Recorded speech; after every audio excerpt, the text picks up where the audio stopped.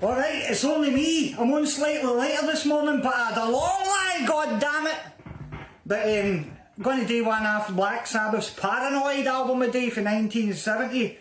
An album so seminal and so chock full of proto-metal classics. It was actually hard to pick what song to do after this because it played many of them in many bands on many occasions over the years, but I thought today I'd go with Electric Funeral because it's a song that doesn't really get that much attention, because much like when you have these classic albums, when you think Back in Black, whatever, they're so chock full of these songs that you get songs on these particular albums where an album's really strong, where you have songs that on any lesser album would have been the standout track, but because they're standing in some tall cotton in there, kind of get forgotten about.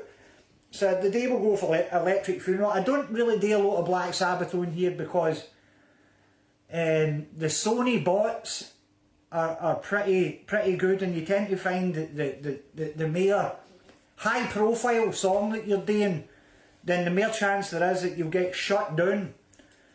And also, everybody does Black Sabbath, don't they? Everybody does Rush. I like to kind of stay off the beaten path and try and do things. Yeah, I try to make videos where it makes the bass look a bit more interesting to play than the usual can everybody, the guitar players doing the jam night, and the bass player, bass is a great instrument to play. Really exciting instrument to play. 10 guitar solos, but you don't get any guitar solos in the bass, do you? It's like I do the whole song's a guitar solo. And also I like to pick out songs where there might not be a cover of that on the YouTube, which there are so many. So I mean, I like doing things like Ken Hensley and that kind that nobody else touches. But today I'm going to do Geezer Butler, and in this particular bass there's so many bits in this bass line that would be going to become just cliched heavy metal bits on the bass here. So what you got here, and this bass line is actually complemented. It's Tony Iommi's massive guitar that this song's all about, and the bass isn't actually quite as heavy as you think it would be, because you're playing up here rather than down here. To try and play in unison with the guitar, but you're never ever competing with the guitars. Tony Iommi's massive slab sound here. So what you're playing for the main riff is this.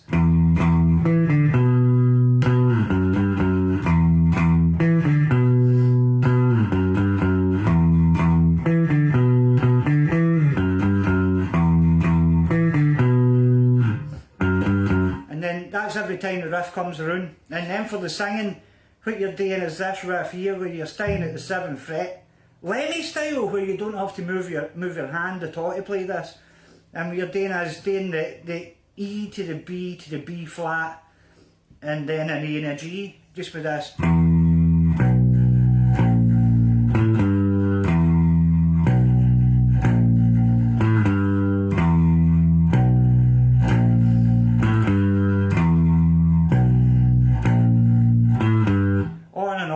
It's a mixture of that and the riff at the beginning.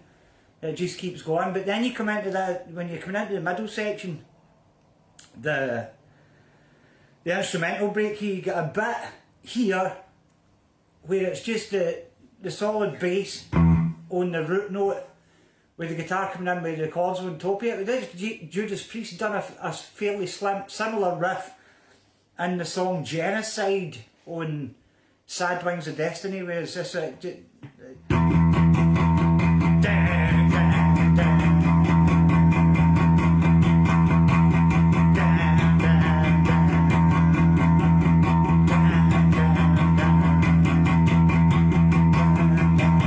then you come into this bit where it stops, and then it comes in with this.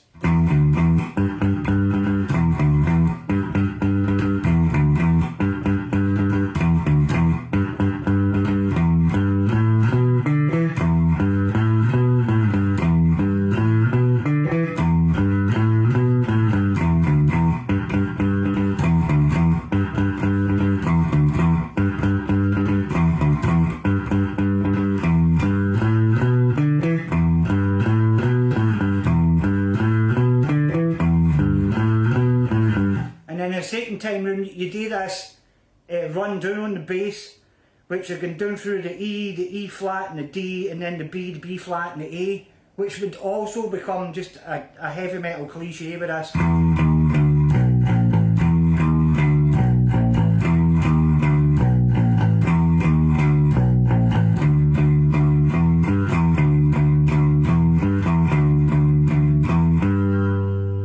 And then you're back in with the...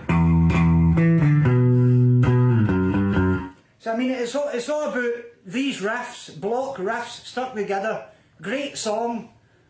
On anybody else's album, Electric Funeral would be their greatest ever song, probably, in a Wobbin band. But as it is with Black Sabbath, it's just another Black Sabbath song, such as the strength of their back catalogue.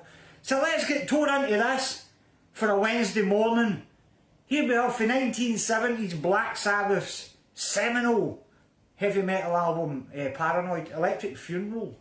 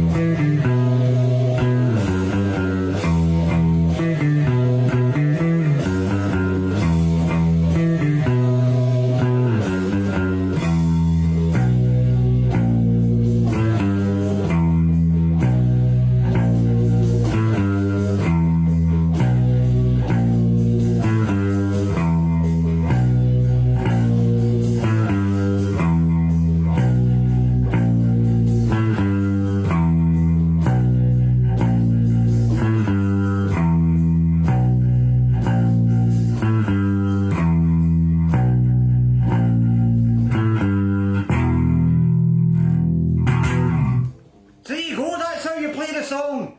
Electric Funeral by Black Sabbath. Right, I'm out of here, man, before Sharon comes after me. I need to get out of here.